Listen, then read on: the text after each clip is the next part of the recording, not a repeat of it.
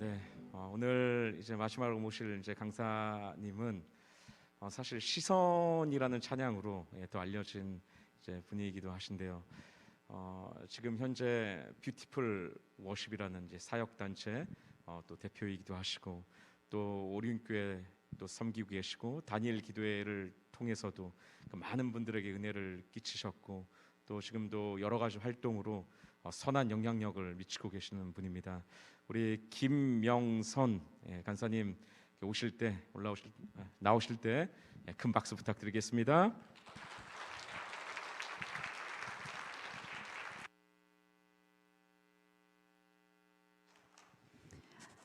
안녕하세요. 김명선입니다. 반갑습니다.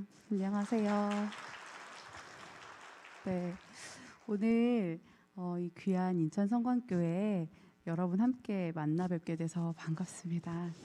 네, 오늘 제가 마스크를 벗고 해달라고 요청이 부끄러워요. 혼자 마스크를 벗으려니까. 하지만 벗겠습니다. 오늘 저는 저의 인생에 하나님 역사하신 간증의 시간을 1시간 정도 가지려고 왔는데요. 먼저 좀 찬양 한 곡 하고 이야기를 나누려고 합니다. 시선이라는 곡은 제가 10년 전에 10년 정도 된 것 같아요. 썼던 곡이에요. 어느 날이었는데요. 제가 큐티를 하다가 결혼을 하고 나서, 결혼한지 모르셨죠? 깜짝 놀랐죠? 아가씨 같은데, 그쵸? 근데 결혼을 하고 나서 제 삶이 결혼 전보다 너무 풍성하고 너무 편안했던 거예요. 저는 사실 결혼 전에 어디 가면 꿀리지 않을 만큼 쉽지 않은 그 삶을 살았었거든요. 이따가 좀 자세히 나누겠지만, 근데 결혼하고 나서 제 인생이, 제 삶이 너무 평온하고, 그러니까 별일 없이 잘 살고 있는 거예요. 그날 큐티를 하고 있었는데 예레미야 말씀을 묵상하면서 예레미야가 나라를 위해 기도하는 눈물의 선지자잖아요. 저도 이렇게 큐티 노트에 저도 예레미야처럼 나라를 위해 기도하고 막 쓰고 있는데 제 마음속에 네가 무슨 나라를 위한 기도냐, 너나 잘해라, 이런 마음이 훅 들어오는 거예요.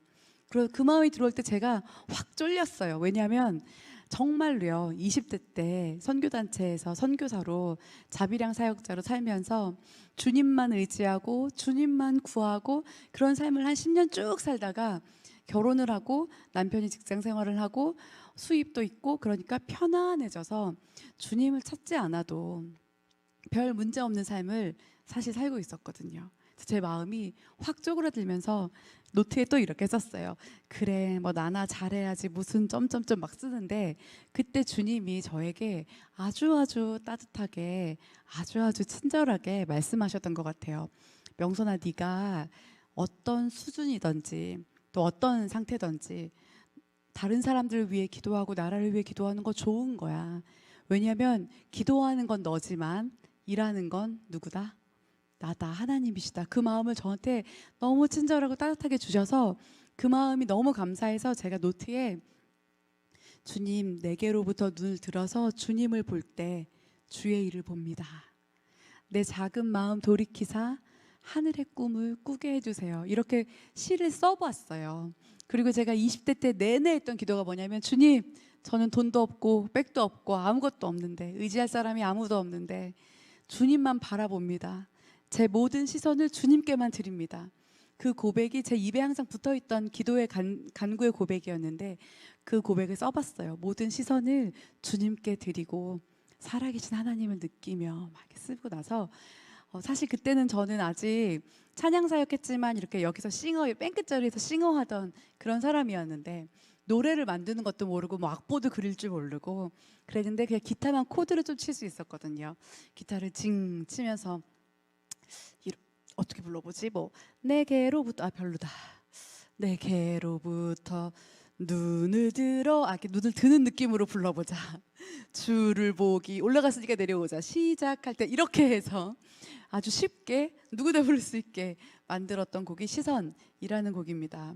이제 시간이 지나고 많은 분들이 또 불러주시고 기억해 주시는데, 제가 이 고백을 이렇게 간증하며 나눌 때마다 더 감사한 이유가 뭐냐면, 제가 주님만 바라보고 있을 때 주셨던 곡이 아니라, 내가 주님밖에 없습니다, 아주 가장 열정적일 때 주셨던 곡이 아니라, 조금 주님 앞에 부끄럽고 약간 송구스럽고 이전에 첫사랑의 열정을 잃어버렸던 것 같은 그때에 주님이 거저 은혜로 선물로 주신 곡이기 때문에 더 감사한 것 같아요.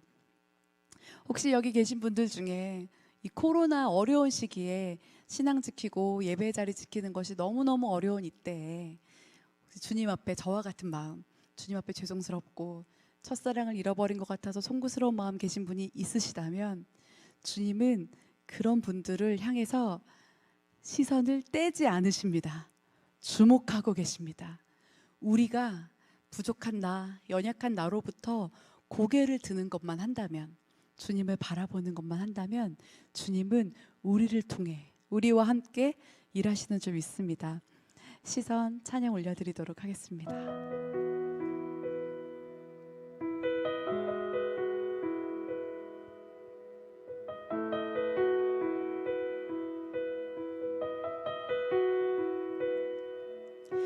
내게로부터 눈을 들어 주를 보기 시작할 때 주의 일을 보겠네. 내 작은 마음 돌이키사 하늘에 꿈꾸게 하네. 주님을 볼 때 모든 시선을 주님께 드리고 살아계신 하나님을 느낄 때 내 삶은 주와 역사가 되고 하나님이 일하기 시작하네.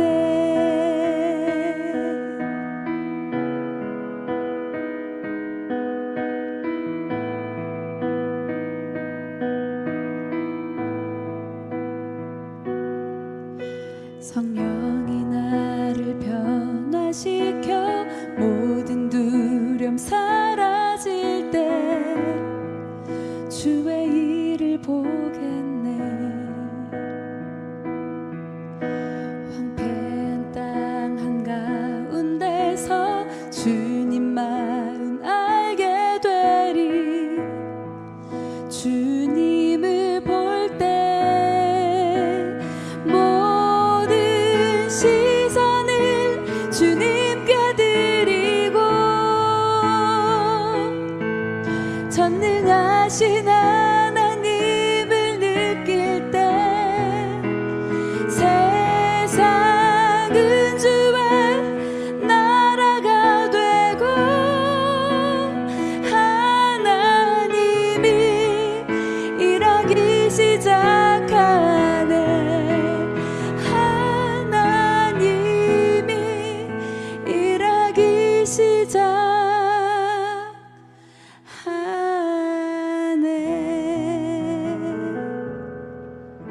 우리와 함께 하시는 주님을 찬양합니다. 아멘. 감사합니다. 네, 반주에는 박경민 간사님이셨습니다. 제가 너무 사랑하고 너무 귀하게 여기는 찬양 사역자, 너무 친한 동생인데 귀한 교회에서 섬길 수 있다고 해서 또 교회에서 너무 또 함께 잘 섬겨주신다고 해서 기쁜 마음으로 오늘 성광교회에 올 수 있었던 것 같습니다. 사실 성광교회에 온 이유는 경민이 때문만은 아닙니다. 왜냐하면 제가 사실 이 동네 출신이에요. 제가 북에서 초등학교 맞죠? 거기 다녔습니다. 그 동숙교회 다녔어요, 어릴 때. 그 뒤에 한전이 있거든요. 그 한전 밑에 이렇게 연립들 있는 그 동네에서 태어나고 9살까지 살았어요. 그러다가 이제 계양구 효성동으로 2번 종점 있는 데로 이사 가서 거기에서 결혼하기 전까지 쭉 살았습니다. 2번 종점 혹시 아세요? 효성동? 삭막한 동네죠. 인천에서도 변두리, 여기는 아주 세련된 동네잖아요. 그 부천을 이렇게 경계로 하는 세련된 동네고, 저희 동네는 조금 촌스러운 동네였어요. 그런데 저는 어릴 때 이제 이 한전 뒤에 있던 그 연립의 지하에 살았는데 엄마가 월세를 내기가 많이 힘드셨던 모양이에요. 그래서 초등학교 제가 2학년 또 제 동생이 그러니까 3살 그럴 때 저희를 이번 종점 쪽에 있는 효성동에 이렇게 달동네가 있어요. 거기로 저희를 다 데리고 이사를 가신 거예요. 집이 없어요. 집을 지었어요. 엄마가 집을 짓고 거기는 무허가 판자촌 동네였기 때문에 가끔 이게 집을 지을 때 제가 어릴 때 단면이 딱 잊혀지지 않는 단면이 뭐였냐면 이제 다른 판잣 동네 아무데나 들어가서 좀 살다가 엄마가 이렇게 돈을 조금 아름아름 모아서 인부들을 샀어요. 뭐 인부들은 그 동네 아저씨들이에요. 인부들을 사서 집을 지었어요. 어차피 뭐 허가도 안 나는 동네니까 그냥 아무나 짓고 살면 되거든요. 근데 그때 구청에서 사람들이 온 거예요. 무허가니까 아저씨 둘이 와가지고 했는데 우리 엄마가 그 집을 지키려고 안 된다고 막 했어요. 그러다가 나중에 아줌마 이렇게 집 지고 살면 안 돼요 막 이러니까 막 그 부시려고 저희가 짓고 있는 집을 부시려고 하니까 엄마가 그 푸세식 화장실 똥통에서 똥을 퍼다가 그 아저씨들한테 집어 던졌던 장면이 저의 어릴 때 잊혀지지 않는 선명한 가난의 장면이에요. 어릴 때부터 달동네 사는 사람 손들라고 하면 초등학교 선생님들이 그런 걸 꼭 확인하셨어요. 그리고 육성회비를 저는 당연히 한 번도 내지 못했어요. 우유 같은 거 먹지 못했고 도시락도 싸고 다니지 못했던 가난한 집 아이였어요. 제가 그렇게 가난할 수밖에 없었던 이유는 아빠에게 문제가 있었어요. 저희 아빠는 도박 중독자고 지금도 마찬가지세요. 어디 살고 있는지 연락이 안 된 지 한 3년이 지났어요.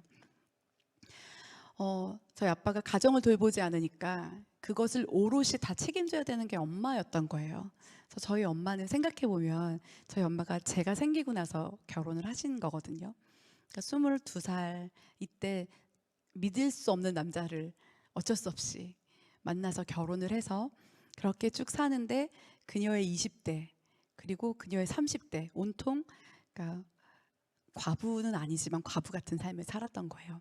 동네가 워낙 그 사람이니까 항상 동네 아줌마들 아저씨들이 초등학생이던 저를 보면서 했던 질문이 있어요.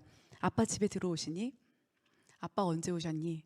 그런 질문을 저는 왜 받는지 몰랐지만 받았고 그때마다 아빠 한 달 전에 오셨어요. 아빠 요즘은 좀 안 오세요. 이런 대답을 했던 것 같아요. 그렇게 제 삶에는 아버지가 부재했었어요. 나쁜 아빠는 아니라고 생각했어요. 왜냐하면 아빠가 엄마를 때리지는 않았거든요. 왜냐하면 그 동네는 와이프를 때리는 남편들이 수두룩 빽빽이었어요. 옆집에서 막 때리는 소리가 들리고 아줌마들은 막 집에 나갔다가 들어왔다 하고 하는데 저희 집은 평안했거든요. 대부분 아빠가 없으니까. 그리고 아빠가 가끔 오면 저희 아빠는 나쁜 사람이 아니거든요. 도박 중독자일 뿐이에요. 그러면 와가지고 맛있는 것도 해주고 신나게 놀다가 아빠를 찾는 여자들의 전화를 받으면 또 나가시고 그렇게 엄마는 평생 살았어요.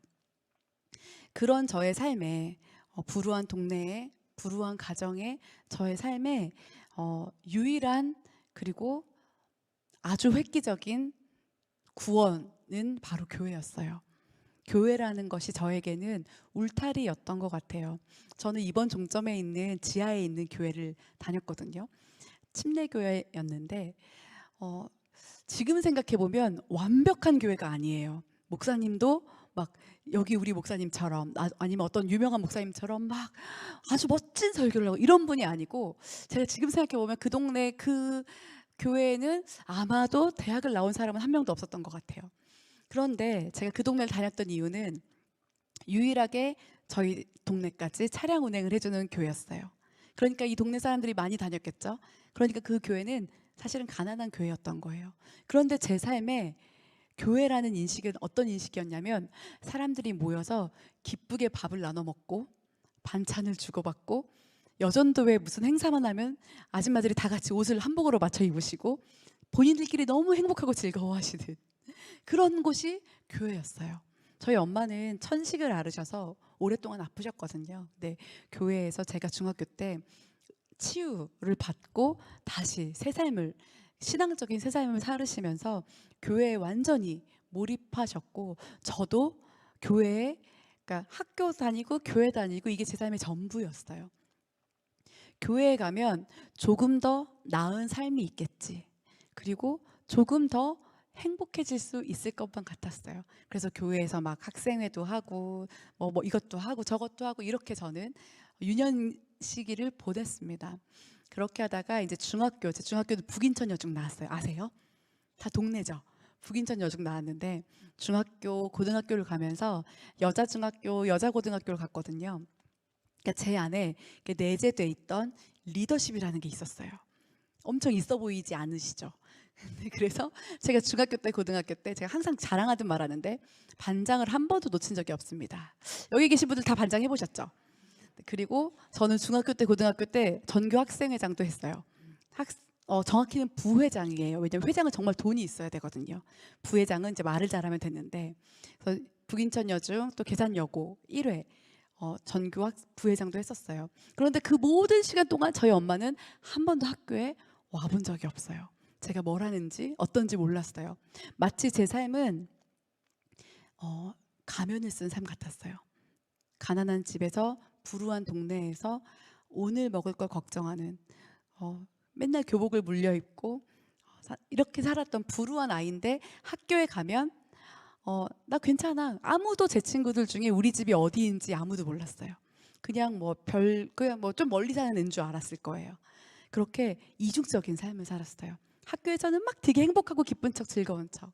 집에서는 말이 없고 침울하고 사실 집안의 공기는 스산했었죠. 그렇게 살다가 그래도 그 안에서 교회라는 울타리 안에서 말씀을 조금씩 먹으면서 울타리에서 너무 비껴나지 않게 자라다가 대학교에 갔어요. 대학교에 가서 이제 예수전도단이라는 선교 단체에서 훈련을 받으면서 인격적인 하나님을 만났던 것 같아요. 인격적인 하나님은 뭐였냐면 저에게는 딴 게 아니었어요. 나는 분명히 아빠가 있는데 아빠가 없는 것 같은 삶이었잖아요. 그런데 하나님 아버지는 저의 삶에 직접적인 필요를 채워주시는 분. 저는 진짜 그랬거든요. 맨날 노트에 빼곡히 하나님 저 이것도 필요하고요, 저것도 필요하고 막 하고 싶은 얘기가 있으면, 그러니까 아빠한테 하고 싶은 얘기가 있으면 하나님한테 막 하면서 하나님 저 예뻐요, 하나님 저 사랑하시죠. 이렇게 그 육신의 아버지가 해주지 못했던 그 사랑을 하나님 아버지한테 엄청 갈구하면서 20대를 쭉 보냈던 것 같아요. 그 안에서 예배 사역을 하고 또 그 안에서 캠퍼스에 다니면서 전도하고 설교하는 사역들도 하면서 20대를 정말 뭐랄까요, 순도 높게 하나님 앞에 저를 드리고 싶었던 20대를 보냈던 것 같아요. 그리고 나서 29에 결혼을 했어요. 결혼을 했는데 남편은 제가 예수전도단 사역했으니까 거기는 월급을 안 주는 단체란 말이에요. 후원자를 일으키고 막 한 달에 30만 원으로 막 어떻게 살고, 제가 기억해 보면 결혼하기 전까지 옷을 사 입은 적이 없었던 것 같아요. 막 간사들끼리 옷을 돌려 입고 막 중요한 날 제가 소개팅을 나갔었는데 소개팅 나갈 때 막 다른 친구 간사가 자기 옷 빌려주고 또 남의 옷 입고 소개팅 나가고, 그렇게 해서 소개팅 나간 남자랑 제가 결혼을 했단 말이에요. 엄청난 능력이죠.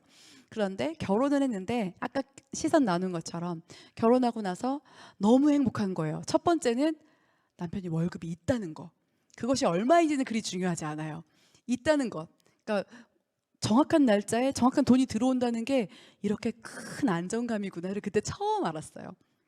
그리고 두 번째는 저희 집이 있어요. 물론 뭐 월세고 작은 뭐 한 방 하나짜리 단칸방 같은 집이었지만 그래도 집이 있었죠. 저희의 보금자리, 둘만의 보금자리가 있었고, 무엇보다도 나를 온전히 사랑해주는 한 사람이 있는 거예요.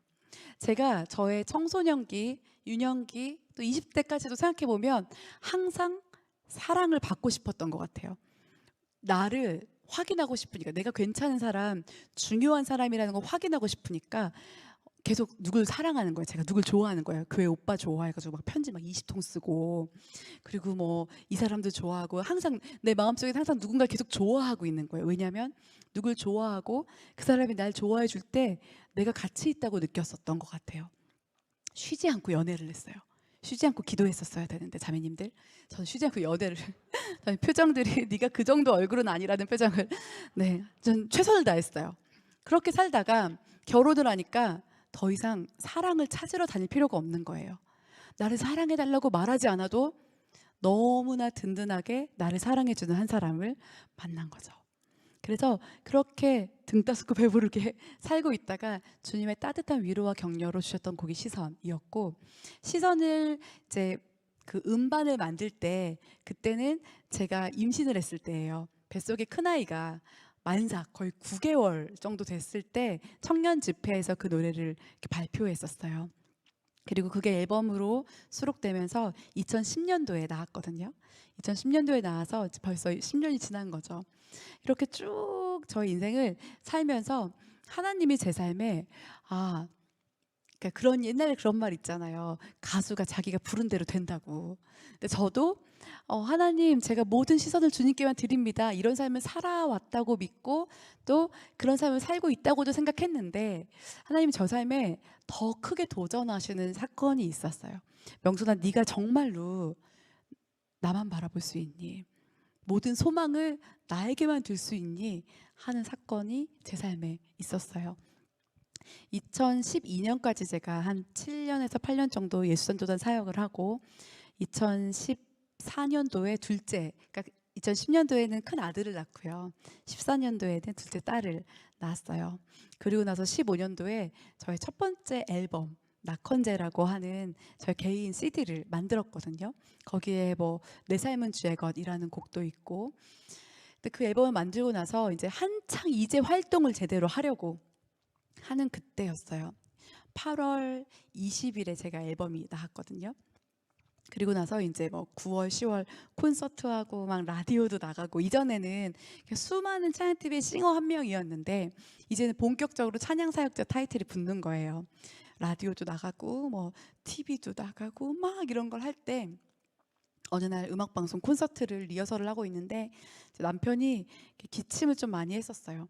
근데 기침을 한 달 동안 하는데도 뭐 차도가 없고 약을 뭐 가정의학관이 내과니 받아도 아무런 그런 게 없어서 좀 병원을 가보라고 했는데 못 가다가, 그 콘서트 하는 리허설 하는 날 이제 아침, 그러니까 반차를 쓰고 병원을 갔다 온 거예요.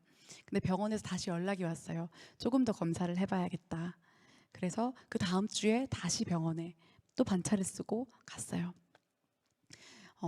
그때 큰아이 6살이었고 작은아이가 2살이었을 때였는데, 3살이었을 때였는데, 병원에 갔는데 금방 집에 올 줄 알았는데 입원을 시키더라고요.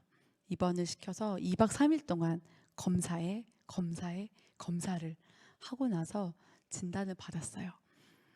의사 선생님이 우물쭈물 뭐라고 말해야 될지 몰라 하길래 무슨 뭐예요? 물어봤는데 아무 말을 잘 못하셔가지고, 젊은 의사 선생님이, 그 분당 차병원이었는데 제가 뭐 많이 안 좋은 거예요? 뭐 암 그런 거예요? 라고 물어봤는데 그분이 그렇다라고 하셨어요. 그리고 암이 뭔지 사실 전 잘 몰랐거든요. 그 당시에 제 주변에 아무도 없었어요. 그러기도 쉽지 않은데. 그런데 TV에서 본 건 있어가지고 뭐 그럼 몇 기예요? 제가 이렇게 물어봤을 때 3기에서 4기이다. 그러니까 말기다 라는 말을 들었어요. 제가 그 말을 처음 들었을 때 어떤 감정을 느껴야 되는지 모르겠다라고 생각했어요. 왜냐하면 정말 한 번도 생각해 본 적이 없었거든요. 그래서 근데 앞에 아이들을 뽀로로를 보고 있었고, 저희 금방 나올 줄 알고 1인실에 있었는데 6살, 2살 난 애들은 TV를 보고 있고, 남편은 사실 지금 생각해보면 이미 알고 있었던 것 같기도 해요. 그냥 멍하니 천장을 보고 있는데, 제가 남편에게 여보 내가 아이들 먹을 것 좀 사가지고 올게. 그리고 병원 밖을 나왔어요. 병원 밖을 나와서 횡단보도 앞에 제가 이렇게 서 있었어요. 그런데 제가 남편을 그 남의 옷 빌려 입고 소개팅에서 만났잖아요. 양재역 11번 출구거든요. 처음 그 사람을 만났던 장면과 뭐 연애하기로 하고 결혼하고 큰아이 낳고 둘째 낳고 이 시간이 파노라마처럼 필름처럼 쫙 지나가는데, 너무 행복한 영화, 너무 그 행복한 영화의 여주인공인 거예요, 제가. 그래서 그때 제가 주님 앞에 이렇게 기도했어요. 하나님, 나 너무 감사해, 나 너무 행복해 라고 말한 거 말고는 아무것도 한 게 없는 것 같아요. 주님, 저에게도 시간을 주셔야 돼요, 주님. 제 남동생의 표현을 빌자면 제 남동생이 저랑 제일 오래 살았잖아요. 그러니까 제일 힘든 걸 많이 겪었잖아요. 여기 심순종 목사님 친구인데 제 남동생의 표현을 빌자면 매형은 누나에게 누나가 그동안 한 번도 불행하지 않았던 것처럼 만들어준 사람이라고 할 만큼 사실 성품도 너무 훌륭하고 그러니까 너무 나를 귀하게 여겨줬던 사람.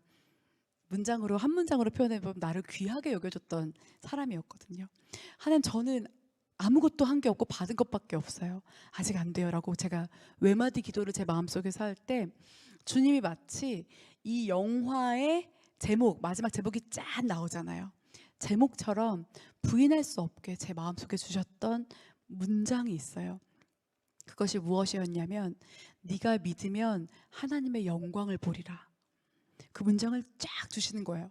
그래서 제가 그 순간은 그게 어디에 있는 말씀인지도 뭐 아무 생각이 없는데 내가 만들어낸 게 아닌 거예요. 제가 생각지도 못했던 말씀이니까 성경에는 분명히 있는 것 같긴 하고 남편에게 바로 달려가서 여보 걱정하지 마. 주님이 나에게 네가 믿으면 하나님의 영광을 볼 거라고 하셨어. 그랬더니 남편이 그 자리에서 아멘 그랬어요.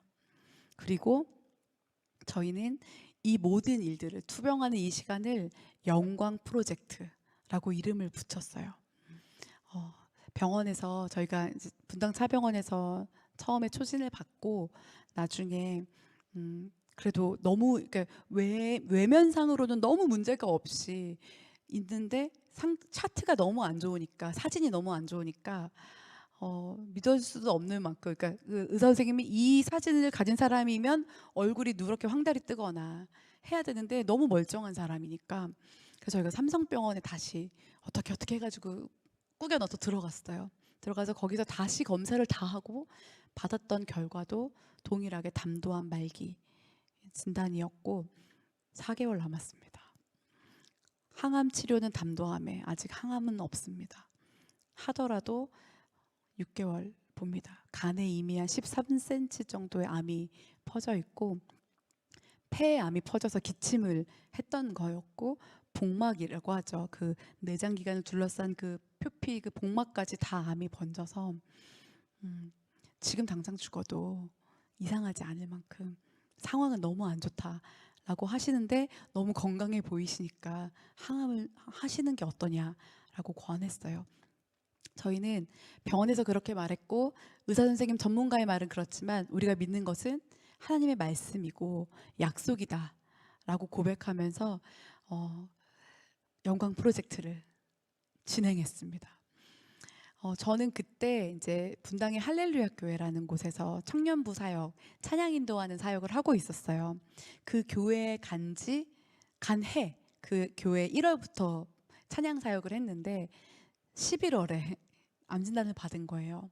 그런데 지금도 너무 감사한 게 온 교회가 그냥 큰 교회거든요. 큰 교회 한 부서에 뭐 전도사도 아니었고 그때는 그냥 간사 한 명이었는데 그 간사의 저의 삶에 온 교회가 함께 동참해 주셔서 청년들이 같이 기도해주고 후원해주고 금식 기도도 같이 하고 하면서 2015년 11월부터 11월, 12월, 16년 1월, 2월, 3월, 4월, 5월 벌써 뭐 6개월 다 지났잖아요. 5월까지 비교적 아주 건강하게 남편은 요양을 하면서 매일매일 일기를 썼고요. 페이스북, 인터넷에 담도암에 걸려서 좋은 점, 암 환우로서 자기가 어떻게 하나님을 다시 경험하고 만나고 있는지 이전에 어머니가 목사님이시고 와이프가 사역자고 본인도 신학 공부를 했었고 여러 가지 외형적으로는 하나님 잘 믿는 사람 그리고 성품도 너무 좋고 뭐 적이 아무도 없는 그런 사람이었기 때문에 했지만 사실 이것과 진짜 하나님을 믿고 하나님 구원을 받고 하나님과 동행하는 건 완전히 다른 삶에 대해서 다른 삶이라는 것에 대해서 진정한 새로운 생명, 영생을 누리는 거에 대해서 글을 썼어요. 매일매일 10시면 페이스북에 글을 올렸거든요. 저희 남편은 아주 위트 있는 사람이어서 뭐 항암을 이제 조금씩 했는데 항암을 하면 진짜 힘들잖아요. 그래서 항암을 하면 조금 힘들어서 글을 못 쓸 수 있으니까 하루 이틀 안 썼다고 죽었다고 생각하지 말라고 막 이렇게 글을 쓰면서 일기를 매일매일 썼어요. 그리고 저는 남편의 바람대로, 남편은 전라도에서 요양을 했고 저는 이제 분당에서 계속 아이들이랑 같이 사역도 하고 아이들 키우면서 일주일에 한 번, 2주에 한 번 이렇게 운전을 해서 전라도에 왔다 갔다 하면서 투병 생활을 이어갔는데, 그렇게 이어가다가 6월부터 많이 아팠어요. 3월부터 항암을 아예 안 했거든요. 몸이 버텨내지 못해서 6월부터 많이 아팠고 먹지를 못하더라고요. 암은 거의 뭐 굶어 죽는 병이라고 하잖아요. 먹지를 못하는데 변을 못 보고, 먹지를 못하고 통증이 너무 심하니까 잠도 못 자고, 그렇게 일주일을 버티다가 도저히 안 되겠다 해서 제가 내려가서 아예 데리고 올라왔어요. 병원에 와서 이렇게 수술을 해보려고 배를 열었더니 이미 뭐 어떤 암 이런 의미가 하나도 없이 그냥 다 허연 거예요. 암덩이로. 그냥 막 이렇게 긁어내고, 그 사진들이 요즘에는 영상이 다 밖에서 보여지거든요. 수술하는 장면들이. 그냥 막 다 긁어내고 그냥 다시 덮었어요, 배를. 그리고 본격적으로 투병 생활을 시작했어요.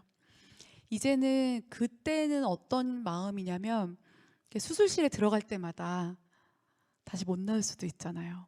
근데 저는 하나님이 정말로 고치실 걸 믿었기 때문에 아주 태어난 척 했지만 사실 남편은 저보다 더 많이 불안했었을 것 같아요.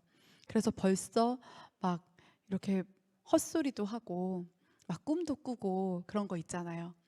그런 시간을 보내면서 이제 예전에는 매일매일 일기를 썼는데 이제는 일기를 쓸 수도 없고 뭐 올릴 수도 없고 그런 정신도 없어서 저희 가족을 위해, 저희 남편을 위해 카카오톡으로, 그 채팅으로 많은 사람들이 모여서 기도를 해주셨어요.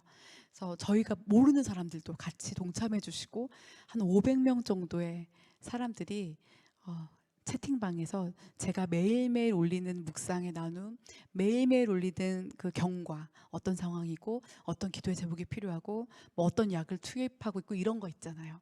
함께 해주셨어요. 그래서 저는 이제 본격적인 시작이다 라고 생각하면서 투병 생활을 하며 기도를 요청하고 아주 날카롭게 하나님 앞에 나아가고 있었지만, 그리고 남편도 마찬가지였고요. 하지만 몸은 점점 쇠약해지는 거예요. 8월에 아니에요, 7월 17일이었어요. 저희가 6월에 병원에 들어가서 7월 17일이 재헌절이잖아요. 제가 그날을 기억하거든요. 근데 그때가 일요일이었어요. 주일이었어요. 근데 남편이 너무 교회에 가고 싶다는 거예요. 그래서 안 간 지 너무 오래된 거죠. 몇 달이 됐으니까. 너무 교회 가고 싶다고 해서 응급차를 불러서, 그때 사실은 앉아 있지도 못했거든요.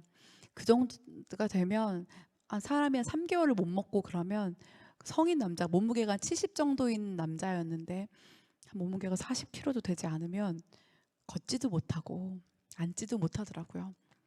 근데 그때 남편이 휠체어를 타고 저 끝에 교회에 왔어요. 그리고 그날 저도 아주 오랜만에 찬양 인도를 했어요. 병원에 들어가고 나서부터는 교회에서 배려해 주셨거든요. 남편을 돕도록. 그래서 제 찬양 인도를 옆에 형제랑 같이 친구랑 그 청년이랑 같이 하고, 남편이 저기서 예배를 막 드렸는데, 이제 그 청년부 예배를 드릴 때 청년부 목사님이 저희 남편을 가운데로 이렇게 모셨어요. 우리가 사부님, 그러니까 제가 이제 목사님의 와이프들을 사모님이라고 하잖아요. 근데 제가 사역자니까 저희 남편은 사부님이라고 다 같이 불렀거든요. 저희가 사부님을 위해서 정말 기도하고 있는데 저희에게 전해주실 메시지가 있냐고 물어봤을 때, 그때 저희 남편이 이렇게 말을 했어요. 저는 새로운 삶을 살고 있습니다. 그런데 여러분, 하나님을 믿는 거는 그냥 껍데기만 와서 앉아 있는 게 아닙니다. 껍데기를 벗어버리고 하나님을 제대로 만나야 된다고. 여러분, 껍데기를 벗으십시오. 이렇게 말했어요. 그리고 기도의 제목은, 제가 이제는 물밖에 못 먹고 있는데 죽을 먹을 수 있도록, 그리고 여러분과 함께 이 자리에서 다시 예배하고 싶다고 이 기도 제목을 내셨어요. 저희는 함께 기도했고 주님의 기적을 구하고 기도의 응답을 구했죠.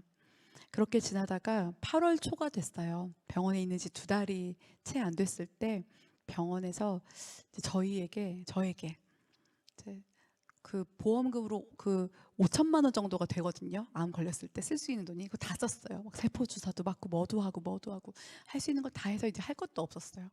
병원에서 저희에게 이제 병원에서 할 건 별로 없다고 호스피스로 갈 걸 권하시더라고요. 그래서 호스피스로 옮겼어요. 호스피스는 어떤 곳이냐면 뭐 아무것도 안 해줘요. 닌겔도 안 주고 그냥 몰핀 그 뭐죠? 마취제, 진통제를 넣고 가만히 이렇게 내버려 두는 거예요. 그러니까 저는 호스피스에 있으면서 이렇게 느꼈어요. 아, 호스피스라는 곳은 이렇게 사람이 이렇게 빛이 있는데 형광등처럼 이렇게 깜빡깜빡하잖아요. 깜빡깜빡하게 했다가 그냥 꺼져버리게 하는 곳인가 보다. 그래서 짜증이 났어요. 왜 우리 남편에게 닌겔을 안 주죠? 그러면 어떻게 힘을 내겠습니까? 근데 호스피스에서는 지금은 힘이 나야 되는 때가 아니고 힘들지 않아야 되는 때라는 거예요. 아무것도 안 해줘서 화를 내고 막 짜증을 냈어요. 살 거라고. 어느 날 저는 호스피스에 갈 때 이런 생각을 했어요. 아, 병원에서 만약에 이렇게 나면은 의료가 발달했거나 어떤 수술이 잘 됐거나 어떤 의사와 이게 그 공을 나눠 가져야 되는 거다, 영광을. 호스피스는 아무것도 안 해주니까 호스피스에서 나아야 진짜 나는 거겠구나. 하나님, 주님의 영광을 네가 믿으면 하나님의 영광을 본다고 하셨는데 제대로 보여주는 곳은 호스피스군요. 그러면서 또 이제 기도의 제목을 막 나눴죠. 하나님이 여기에서 제대로 보여주실 거라고. 남편이 누워 있었는데 그 침대에, 그러니까 의식도 왔다 갔다 하고 없는 남편 앞에서 귀에 대고 항상 말해줬어요. 여보, 믿음 흔들리지 마. 주님이 하시면 한 번에 낫게 하시는 건데. 그러면서 남편이 아플 때 투병 생활하면서 성경책, 새로운 새 성경책에다가 치유와 회복에 대한 모든 말씀의 줄을 거놨거든요. 형광펜으로. 거기 있는 말씀 중에 좀 확 들어오는 말씀들을 제가 이만한 스케치북에다가 다 썼어요. 그리고 남편이 이렇게 누워 있는데 그 앞에다가 다 써서 넘겨줬어요. 보라고. 믿음을 들어야 되고 봐야 되니까. 그렇게 하고 있는데 어느 날 아침에 제가 딱 남편을 위해서 또 앞에서 앉아서 기도를 하려고 하는데 갑자기 믿음이 생기는 거예요. 그냥 아무 근거가 없이 왠지 주님이 오늘 기적을 보이실 것 같은 거예요. 왠지. 그래서 제가 이렇게 기도했어요. 하나님, 주님이 기적을 보이실 때 필요한 게 사람의 믿음이라면, 그래서 그 복음서에 보면 예수님이 병을 고칠 때 뭐 네가 믿느냐 이러고 꼭 물어보시잖아요. 하나님, 치료하실 때 필요한 게 믿음이라면 주님, 저는 믿음이 충분합니다. 지금 어디선가 바람이 샥 들어와서 슉 날아가고 남편이 눈을 뜨고 벌떡 일어나도 저는 하나도 안 놀랄 거예요. 왜냐하면 내가 믿는 하나님은 죽은 자도 살리시는 분이신데, 믿는 자에게 능치 못한다는 것의 고백이 정말 저의 고백인데 지금 저는 하나도 안 놀랄 거예요. 제가 왜 또 이렇게 고백할 수 있었냐면 저의 약속의 말씀 있잖아요. 네가 믿으면 하나님의 영광을 보리라. 이 말씀은 요한복음 11장 40절 말씀이에요. 요한복음 11장은 나사로, 성경에 두 명의 나사로가 나오죠. 거지 나사로, 천국에 갔던. 또 한 명은 마리아와 마르다의 그 오라비 나사로가 있어요. 그 11장은 그 마리아와 마르다의 오라비 나사로가 죽죠. 11장에서 죽어요. 예수님한테 예수님, 나사로가 많이 아픕니다 했는데 예수님이 바로 안 가시고 조금 지체하셨다가 가시잖아요. 죽고 나서 가신단 말이에요. 그리고 나서 사람들이 막 장례에 울고 있는데 예수님도 같이 우시고 나서 무덤 앞에, 돌무덤 앞에 서시고 예수님 이렇게 말씀하시죠. 문을 옮겨라. 돌문을 옮겨라. 그러니까 그때 마르다가 이렇게 말하거든요. 예수님, 죽은 지 나흘이나 돼서 냄새가 납니다. 그건 어떤 의미일까요? 예수님, 끝났어요. 완전히 죽었습니다. 괜찮아요. 우리 천국 가서 볼 거예요. 그렇게 마르다가 말할 때 그때 예수님이 마르다를 보면서 하셨던 말씀이, 내 말이 네가 믿으면 하나님의 영광을 본다고 하지 않았느냐. 그리고 나서 어떻게 하시죠? 나사로야, 나오라 했을 때, 여러분 어렸을 때 성경학교 책에서 많이 보셨죠? 죽은 나사로가 붕대를 칭칭 감고 이렇게 문 밖으로 나오잖아요. 그 말씀, 죽었던 나사로를 살릴 때 하셨던 말씀이 저에게 주셨던 약속의 말씀, 부인할 수 없는 말씀이셨기 때문에 하나님, 죽었던 사람도 살리시는 주님이 죽을 병에 걸린 사람을 살리시는 건 문제가 아니라고 저는 믿어요. 저의 아버지, 나의 영적인 아버지 하나님은 능치 못하심이 없음을 믿어요 라고 그날 막 기도한 거예요. 호스피스에서 제가 막 기도를 하고 있었어요. 근데 그 호스피스는 위급 상황이 많으니까 문이 있고 이렇게 미닫이거든요. 그리고 이렇게 창이 있어요, 문마다. 근데 그 창으로 열심히 기도하는 저를 보셨던 전도사님, 여자 전도사님이 계셨던 거예요. 그분이 저를 부르셨어요. 자매님, 저랑 이야기 좀 해요 하시더니 그분이 저에게 이렇게 말씀하셨어요.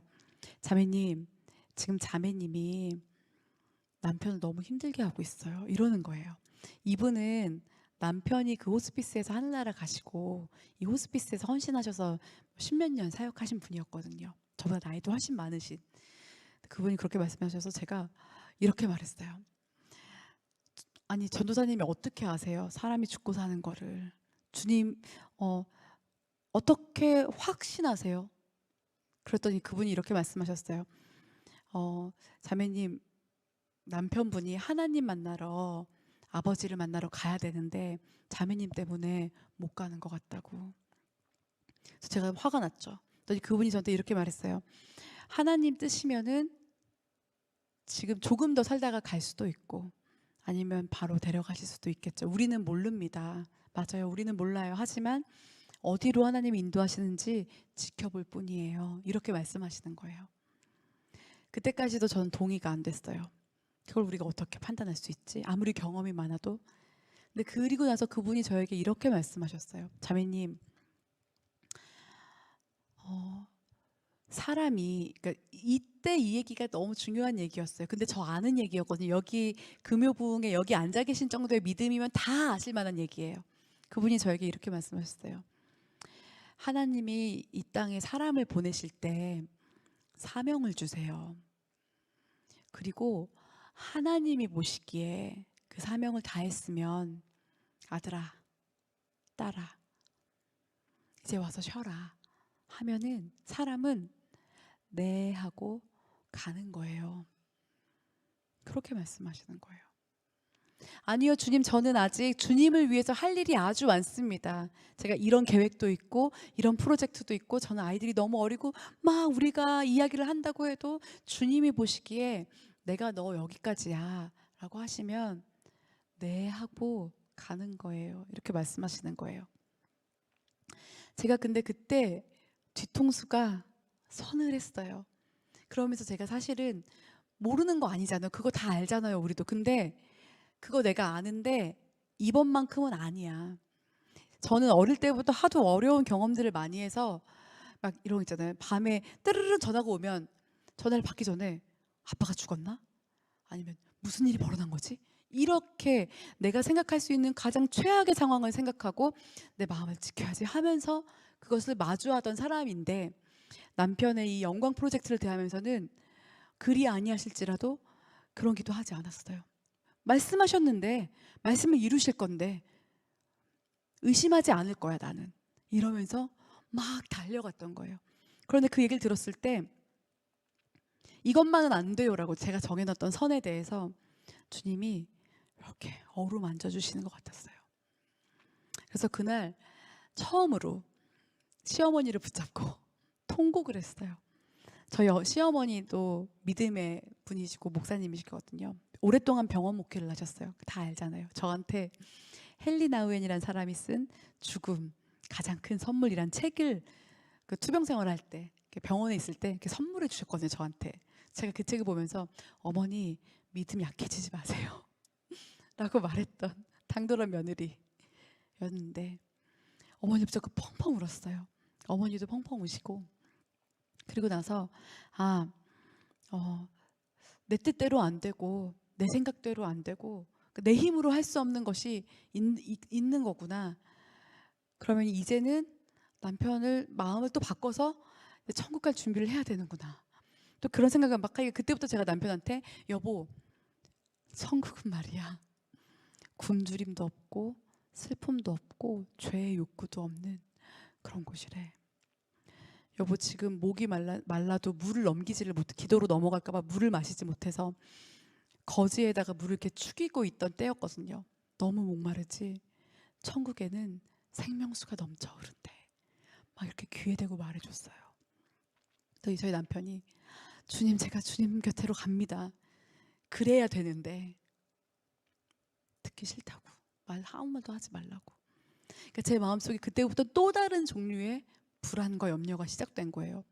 그동안 그렇게 멋지게 살았는데 40살까지 그렇게 멋지게 살아오고 투병 생활도 누구보다도 멋있게, 와 김명성 간사님 남편 진짜 멋진 사람이었다, 그런 말 진짜 많이 듣게 해줬는데 마지막에 주님 원망하고 그렇게 가면 또 어떡하지? 그 불안이 있으니까 또 이제 기도 요청을 했죠, 저희 후원자들에게.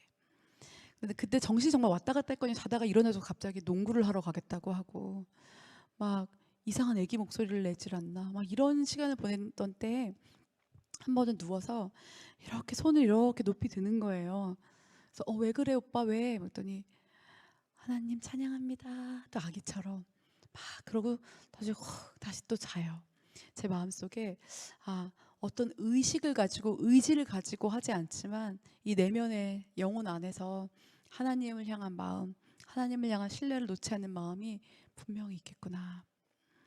그래서 마음에 평안함이 있었고, 병원에 있을 때 아이들 되게 안 보고 싶어 했거든요. 약한 모습을 보이고 싶어 하지 않아서. 제가 병원에 한 3개월 살아보니까 남자들은 아플 때 사람 만나는 걸 너무 싫어해요. 자식들 만나는 거 싫어해. 그러니까 건강한 모습만 기억하게 하고 싶어서.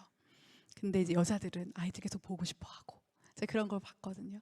근데 8월 12일이 저희 아들 생일이었어요. 아들 생일 때 아들을 불러가지고 아들에게 기도도 해줬어요. 호연아, 저희 아들 이름 호연인데, 호연아, 아빠는 호연이를 너무 사랑했다. 하나님이 호연이를 진짜 사랑하신다. 호연이도 하나님 사랑해야 돼. 그렇게 들릴랑 말랑한 목소리로 이야기하고 기도해주면 우리가 마지막에 아멘 하잖아요. 근데 남편이 안녕 이렇게 인사를 했어요. 그리고 나서 8월 20일 날 소천했습니다. 그리고 장례를 치렀죠. 그러니까 저에게 장례는 또 아주 따뜻한 기억이거든요. 그러니까 너무 슬퍼서 다운되지도 않고 또 어떻게 막 경망스럽고 가볍지도 않은, 그러니까 제 느낌은 그래요. 모든 사람이 우리가 원하는 건 이거였는데 주님이 이렇게 하신 것에 대해서 또 그 뜻에 부복하는, 그걸 또 받아들이는 그러한 시간이 우리의 장례였던 것 같아요. 장례를 마치고 이제 이렇게 살아왔죠. 그래서 지금 저 과부 5년 차 아우라가 느껴지시나요? 그런데 제가 사실 이런 간증이 이렇게 자세한 디테일한 간증을 진짜 오랜만에 해요. 근데 제 얘기가 여기서 끝났으면 너무 슬프잖아요. 근데 제 마음속에 괜찮았어요. 왜냐하면 뭐 마음의 준비도 뭐 한 일주일이라도 할 수 있었고, 그리고 되게 주변에서 많이 도와주셨어요. 그래서 막 후원도 많이 해주시고, 또 이제 교회, 제가 너무 사랑하는 할렐루야 교회에서 저는 그래서 남편 잃고 2주 만에 다시 복귀해서 교회 사역했거든요. 왜냐면 집에만 있으면 더 못 견디겠는 거예요. 너무 외롭고. 저는 1년 정도를 집에 혼자 있는 적이 없어요. 애들 학교 가면 어린이집 보내고 밖에 나가서 그냥 카페에서 이렇게 앉아있고, 집에 혼자 있으면 제가 운전할 때 집에 혼자 있을 때 맨날 우는 거예요. 혼자 있을 때. 그래서 혼자 안 있으려고 그랬어요. 카페 가서 앉아있고 친구들 만나고 막 뭘 계속했어요. 운동도 하고 막뭐 노래도 배우고 상담도 받고 막 뭘 했어요. 그렇게 막 사는데 괜찮았거든요. 그냥 뭐가 뭔지 모르게 막 그렇게 살았어요. 그렇게 살다가 저희 아들이 1년 정도 지나서, 아이가 7살, 3살 때 아빠를 잃었는데, 우리 아이들이 8살에 이제 학교를 멀쩡하게 갔단 말이에요. 학교를 갔는데 2학기 때 여름방학 끝나고 나서부터 학교를 못 가겠다는 거예요. 이 아이의 마음속에 너무 큰 불안이 있어서 엄마가 자기 눈앞에 안 보이면 엄마가 위험할 것 같고 죽을 것 같아서 내가 엄마를 지켜야 되니까 자기가 학교를 못 가는 거예요. 그러니까 엄마는 미칠 노릇인 거죠. 나는 내 삶을 살고 싶은데. 저는 남편 떠난 다음에부터 신학교 공부를 했거든요. 신대원을. 그래서 가서 막 또 막 뭐 배우고 새로운 사람 만나니까 슬픔을 막 그냥 막 이렇게 시간이 막 지났는데 아이가 아무 데도 저희 못 가게 하고 가둬놓는 거예요, 집에. 아이의 학교에 가서 서 있었어요. 애가 엄마 얼굴을 봐야 안정이 되니까. 아이가 갑자기 막 이상한 행동을 하기도 하고 막 그래서 이렇게 서 있는데 잠깐 서 있으면 될 줄 알았어요. 원래 멀쩡했거든요. 그런데 제가 그렇게 8월부터 서 있었거든요. 8월부터 서 있다가 또 밑에 어디 앉아 있다가 학교에 초등학교 복도에 계속 있었는데 방학할 때 12월까지 있었어요. 감옥같이 느껴졌어요. 그 시간들이. 근데 그 어려운 시간까지도 이제 통과가 됐어요. 제가 시간이 이제 거의 끝나가서 더 길게 나눌 수 없지만 어려운 시간도 다 통과가 됐어요. 그때가 다니엘 기도회 나가기 전 정도였던 것 같아요. 이렇게 통과가 되고 있는 과정이었는데 그게 11월이었고 저희 아이가 이제 9월부터 다시 학교를 제대로 갔거든요. 그런 시간을 보내고 나서 한 번은 부산에 사역을 갔어요. 부산. 그러니까 이제 간증 집회를 한 거예요. 제가 기억이 나거든요. 처음으로 이 남편의 이야기를 사람들 앞에서 했던 게 분당 우리교회예요. 분당 우리교회에서 수요 여성 예배에 저를 2015년 5월에 초청했어요. 6월인가? 근데 이제 그때부터 남편이 너무 아파져서 제가 펑크를 낸 거예요. 너무 죄송해서 제가 못 가겠다. 그래서 다음에 제가 가겠다고 하고 11월 정도로 다시 나를 바꿔놓은 거예요. 근데 남편을 잃고 3개월이 지난 딱 시점에 이 약속을 해놨는데 이제 교회에서 너무 좋은 교회잖아요. 거기도 저한테 너무 힘들면 안 오셔도 된다고 했어요. 근데 제가 기도했는데 주님이 가면 좋겠다는 마음 주신 거예요. 그래서 처음으로 사람들 앞에서 이 이야기들을 하면서 제가 지금 어떤 시간을 보내는지 처음 나눴어요. 막 앞에 권사님들 막 다 울고 저도 여기서 얘기하고 처음이니까 막 울었어요. 막 우는데 집회를 어떻게 마치고 1시간 이야기를 하고 딱 여기 원래 앉아있던 자리에 딱 앉았는데 주님이 저를 너무너무 토닥토닥 하시는 것 같은 거예요. 그러면서 고맙다라는 마음 주셨어요. 너가 네 안에서 경험한 것들을 말해서 고맙다. 그래서 제가 그걸 계기로 이제 기회가 있을 때 가능할 때만 사역을 다녔거든요. 부산에서 저를 부르셨어요. 그래서 저를 KTX를 타고 이제 부산까지 가고 부산에서 그 교회까지 한 40분을 차로 가야 되는 거예요. 그래서 어떤 형제가 저를 데리러 왔어요. 30살 형제였어요. 결혼을 앞뒀대요. 그래서 막 저 청년 사역을 오래 했으니까 막 얘기를 또 했어요. 결혼 뭐 좋은 거죠. 뭐 자매가 어떤 사람인지 막 물어보고 막 얘기를 재밌게 하고 집회한 거예요. 집회했는데 똑같죠. 시선 부르고 저 삶의 어릴 적 얘기한 다음에 뭐 오늘이랑 비슷해요. 막 나눴어요.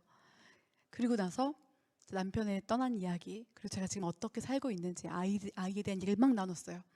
나누고 나서 이제 끝나고 뭐 CD도 팔고 사인도 하고 오늘은 이제 그런 걸 못하지만 이런 시간을 다 보내고 다시 그 형제가 저를 집에 데려다 줘야 되는 거예요. 그 KTX에 다시 탔어요. 그래서 막 가는데 이 형제가 저에게 이렇게 말을 하는 거예요. 간사님 저는 처음에 간사님에 대해서 아는 게 시선 만든 사람을 내가 오늘 운전을 해야 된다. 밖에 몰랐다고 아무것도 몰랐다고 뭐 결혼을 했는지 뭔지 아무것도 모르고 관심도 없고 사실. 근데 저한테 그래서 아무것도 모른 채로 제가 간사님 봤을 때 저는 처음에 이런 생각 첫인상이 이랬다고 이러는 거예요. 제 첫인상 너무 궁금하잖아요. 제 첫인상이 어땠어요? 이렇게 물었더니 그분이 저한테 이렇게 말했어요. 저는 간사님 모시고 교회까지 가면서 아 이분은 남편 사랑을 진짜 많이 받나 보다. 이분 남편은 사랑 표현을 되게 잘해주는 사람일 것만 같다 라고 생각을 했다는 거예요. 그리고 갔는데 웬걸 완전히 딴 얘기를 남편이 없다고 남편을 잃었다고 말하는 걸 듣고 너무 충격을 받고 너무 놀랬다고. 그런데 왠지는 모르지만 이 얘기를 해드리고 싶어서요 말씀드리는 거예요. 되게 사랑 많이 받고 사시는 분 같아요 이러는 거예요. 제가 그때 그 얘기를 들을 때 2가지 생각을 했어요. 첫 번째는 남편이 칭찬받는 것 같았어요. 저랑 함께 보낸 시간이 한 9년 정도거든요. 처음 만난 것부터 2006년부터 16년까지 거의 10년이에요. 근데 이 10년의 시간이 있었는데 그리고 지금은 없잖아요. 근데 이게 없어진 게 아닌 거예요. 이 10년의 시간 동안 날 사랑해 준 게 남아 있는 거죠. 사랑이 남은 거예요. 제 마음속에. 그래서 지금도 여전히 살아있는 것 같은 거예요. 그리고 또 하나는 하나님이 영광 받으신다는 생각을 그때 했어요. 네가 믿으면 하나님의 영광을 보리라 였잖아요. 사실 제 마음속에 그냥저냥 어떻게든 살지만 하나님 근데 그때 그 말씀하신 영광은 뭐예요? 분명히 나와 하나님의 관계지 나 분명히 들은 것 같은데 분명히 난 하나님께 말씀하셨는데 제가 생각했던 영광은 낳는 거. 나서 이렇게 간증 다닐 때 같이 다니면서 여러분 모두가 죽을 병에 걸려도 우리는 안 죽습니다. 주님을 신뢰하십시오. 이런 간증을 하는 그러니까 그동안 내가 들어왔던 성공의 간증들을 하는 게 주님께 영광일 거라고 믿었거든요. 그래서 이 영광이 왜 안 되는지 마음 한켠에 짐으로 여기고 내가 뭔가 부족해서 그 영광에 도달하지 못했나? 내가 나한테 문제가 있었나? 그런 생각을 한켠에 가지고 있었는데 그날 그 얘기를 듣는데 아, 하나님 영광 받으시는 거구나. 왜냐하면 지금 저의 남편은 지금 저의 보호자는 하나님이시잖아요. 근데 그 하나님께서 나를 얼마나 사랑하시는지 나에게 얼마나 많이 사랑을 표현해 주시는지 다른 사람이 그걸 보고 있다니 하나님이 내 삶을 통해 영광을 받는 건 내가 잘 되고 내가 박수 칠 일을 막 만들고 돈 많이 벌고 회사 취직 잘 되고 뭔가 막 이루어서 성과를 내서 야 너가 그렇게 열심히 했더니 주님이 널 도우셨구나 박수 이것만이 아니라 성경에서 나오는 대부분의 수많은 사람들 욥이 대표적인 거고요. 문제가 생기고 잘 되지 않고 매번 실패하고 계속 실수하고 그냥 뭔가 하나님 안 믿는 사람들은 잘 먹고 잘 살고 문제가 없는 것 같은데 믿음을 지키는 나는 별로 별 볼 일 없는 삶인 것 같은 그때 바로 그 자리에서 여전히 하나님을 신뢰하는 사람을 통해 영광을 받으시는구나. 하나님은 박수 받을 만한 사람을 통해서만 영광 받으시는 것이 아니라 다른 사람들이 보기에 제가 어떻게 계속 저렇게 믿음을 지킬까? 쟤는 뭘 믿고 저렇게 계속 살 수 있을까? 라고 싶은 사람을 통해서도 결국 영광을 받으시는구나. 나와 같이 작은 사람을 통해서 나와 같이 실패한 것 같고 별 볼 일 없는 것 같은 유명하지 않은 변두리 같은 인생을 통해서 영광을 받으시는구나. 그런 걸 저는 깨달았어요. 그래서 이제는 저는 그렇게 믿습니다. 뭔가를 막 이뤄나가는 것보다 오늘 하루 나에게 주어진 삶을 살고 나에게 허락하신 사람들을 사랑하는 것. 왜냐하면 분명히 마지막이 있잖아요. 사실 솔직히 말해서 여기 계신 대부분의 저를 포함해서 살 날이 더 많다고 그동안 살아온 날보다 살 날이 더 많은 사람 많지 않을 거잖아요. 우리 사실 모르잖아요. 저도 마찬가지고. 그런데 분명히 마지막이 있을 텐데 내가 내 인생에 생명이 다하는 마지막이 있을 것이고 뭐 또 작게는 내가 이 동네에 이 교회에 이 직장에 이 학교에 있는 이 지점의 마지막이 분명히 있을 텐데 나는 그럼 그 마지막에 무엇을 남길 것인가? 미움과 원망과 후회만 남는 게 아니라 아, 그 사람이 그 상사가 우리의 부모님이 내 아들 딸이 내게 사랑을 남겨줬구나. 그 사랑이 지금도 나를 지탱해 나가는구나. 우리 엄마와 우리 아빠의 나를 향한 사랑과 기도가 오늘 지금 엄마 아빠는 없어도 나를 지탱해 나가는구나. 할 수 있는 그런 사랑을 남기는 삶. 아멘. 그리고 잘 먹고 잘 살고 잘 되는 영광. 사실 그 영광은 어떻게 보면 하나님 영광이 아니고 내 영광일지도 몰라요. 내 성취, 내 기도가 응답되는 거, 내가 남들 보기에 떳떳한 거, 그럴듯한 사람이 되는 거, 내가 추구하는 영광이 아니라 하나님의 영광, 하나님의 영광을 향해 나의 시선을 다시 고정하는 것, 그것이 우리에게 필요한 줄 믿습니다. 요한복음 11장 40절에 나사로가 다시 살아나고요. 그리고 나서 예수님이 약속하셨던 거, 네가 믿으면 하나님의 영광을 보리라 하셨잖아요. 그리고 나서 요한복음 12장에는 예수님이 이렇게 말씀하세요. 인자가 영광을 얻을 때가 왔도다. 그때는 언제냐면 예루살렘 성을 막 올라가고 나서 사람들이 막 호산나 호산나 하잖아요. 그리고 나서 제자들을 모아놓고 이야기를 하실 때예요. 인자가 영광을 얻을 때가 왔다. 그리고 나서 어떤 말씀을 하셨는지 아세요? 사람들이 다 나를 환호할 것이다. 사람들이 내가 왕인 줄 알 것이다가 아니라 12장 24절에 한 알의 밀이 땅에 떨어져 죽지 아니하면 한 알 그대로 있고 죽으면 많은 열매를 맺느니라. 자신이 온 인류를 위해 죽게 될 것을, 내가 땅에 떨어져 썩게 될 것을 예고하세요.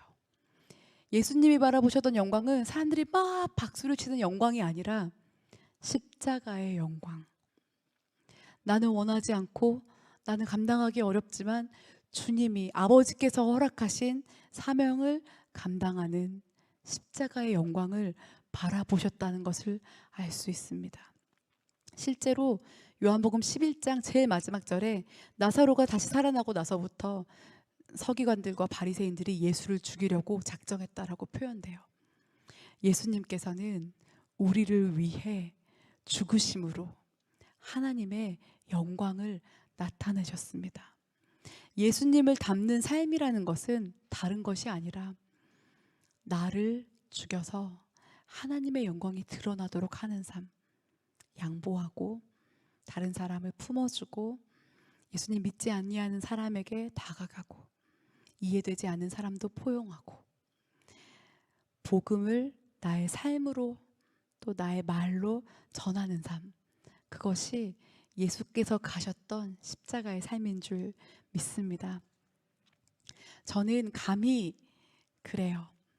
남편이 저를 많이 사랑해주고 제가 시선이 막 활발하게 이제 찬양이 알려지고 조금 이렇게 막 유명해지고 했었을 때보다 지금 남편이 떠나고 5년이 지났는데 지금 저는 더 행복한 것 같습니다. 왜냐하면 남편을 통해서 영생을 배운 것 같거든요. 항상 머릿속으로는 난 구원받았고 죽으면 천국 가고 이런 생각했지만 내가 오늘 하루가 나의 삶의 가장 중요한 영생의 삶인 거를 잘 몰랐던 것 같아요. 주님 사랑하고 주님 위해 헌신한다고 생각했지만 내 관심은 이 땅에서의 무언가에 항상 많았는데 이제는 별로 그런 거 없이 하루하루 살거든요. 하루하루 주어진 일, 허락하신 일들 하고 사랑할 사람들 사랑하는데 언제 끝날지 모르는 그날 주님을 바라보기 위해서 오늘 하루를 사는 삶을 경험하고 알게 된 것 같아서 지금 저는 더 감사합니다. 그래서 작년에 그 남편을 떠나보내고 3년간의 그 시간을 쓴 책이 있어요. 사랑이 남긴 하루라는 책이거든요. 저의 하루에 하나님의 사랑이 남겨주신 것들을 쓴 책이에요. 그것처럼 하루하루의 순종과 하루하루의 믿음과 하루하루의 기도로 사는 삶, 별 볼 일 없어도 그런 삶이 모여서 하나님 만나는 그날에 주님께 드릴 기쁨의 열매를 가득 안고 주님께 나아가는 저와 여러분 되면 좋겠습니다. 네, 오늘 같이 기도하려고 하는데요. 한 가지 제목 가지고 우리 함께 우리 마음을 쏟아서 기도하고 싶어요.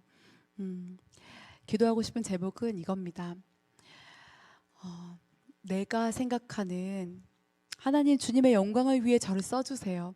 하나님 저를 통해 영광 받아주세요. 라고 했던 기도의 제목들이 있으시죠? 소망들이 있으시죠? 그 소망이 정말로 하나님의 것일까요? 아니면 내가 생각하기에 이 정도는 돼야 되지 않나? 이렇게 돼야 사람들이 나를 보고 하나님께 영광을 돌리지 않을까? 그런 생각을 하진 않았을까요? 그래서 오늘 우리의 기도의 방향과 기도의 시선을 바꿔보면 좋겠습니다. 하나님, 제가 자기 영광을, 자기 유익을 구하는 사람이 되지 않게 하여 주십시오. 제가 원하는 걸 얻기 위해 하나님을 갖다 쓰는 사람이 되지 않게 해주십시오. 하나님, 지금도 보잘것없고 실패한 것 같은 인생인 저를 통해 어떤 영광을 드러내고 싶으신지 제가 알게 해주십시오. 무언가를 막 구하는 기도를 하기에 이전에 주님 앞에 우리 자신을 돌아보는 기도. 하나님, 저의 기도는 지금 이대로 괜찮습니까? 주님, 제 모습이 주님이 원하시는 그 모습이 맞나요? 이런 질문을 하나님 앞에 드리면서 머무는 기도를 하고 싶어요. 하나님의 사람은 자기의 영광을 구하지 않습니다. 우리가 그동안 구했던, 우리가 그동안 원했던 우리의 소망과 욕심과 바람들을 주님 발 앞에 내려놓고 하나님, 저의 작은 삶을 통해 영광 받아주세요 라는 기도를 함께 올려드리고 싶어요. 다 같이 기도하겠습니다.